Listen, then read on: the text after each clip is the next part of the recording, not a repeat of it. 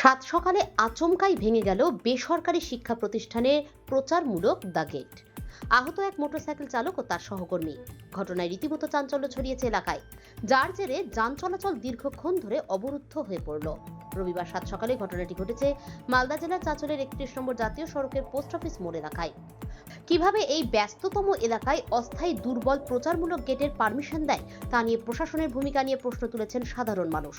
স্থানীয় সূত্রে জানা গেছে, হরিশ্চন্দ্রপুর থানার অন্তর্গত ভিঙ্গল গ্রামের কয়েকজন ব্যক্তি বাইকে করে এদিন চাঁচলের পাহাড়পুর যাচ্ছিল। হঠাৎ পোস্ট অফিস মোড়ে এক বেসরকারি প্রতিষ্ঠানের প্রচারমূলক গেট ভেঙে পড়ে তাদের উপর। ঘটনায় জখম হয়েছে দুজন এবং একটি মোটর বাইকও ভেঙে যায়। জখম দুই ব্যক্তি চাঁচল সুপার স্পেশালিটি হাসপাতালে চিকিৎসাধীন।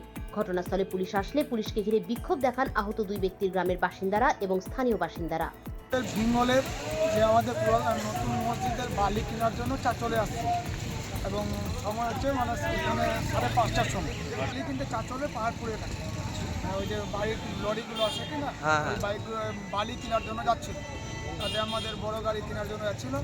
এই বাতাসটা ওঠা থেকে মানে টোটালটা একদম মানে প্যান্ডেলটা ছিল একদম আমাদের মতিউর রহমান গাড়িটা চালাচ্ছিল আর পিছনে বসেছিল মাজেরুল ইসলাম, ওদের উপরে পড়ে যায়। আমরা তখন চাঁচল এটা হচ্ছে পোস্ট অফিসের কাছে, আমরা তাকে ওই তুলে দিয়ে আবার হসপিটাল করেছি। তাদের অবস্থা কিন্তু একজনের মানে পায়ে লেগেছে আর একজনের কিন্তু অবস্থা খুবই খারাপ।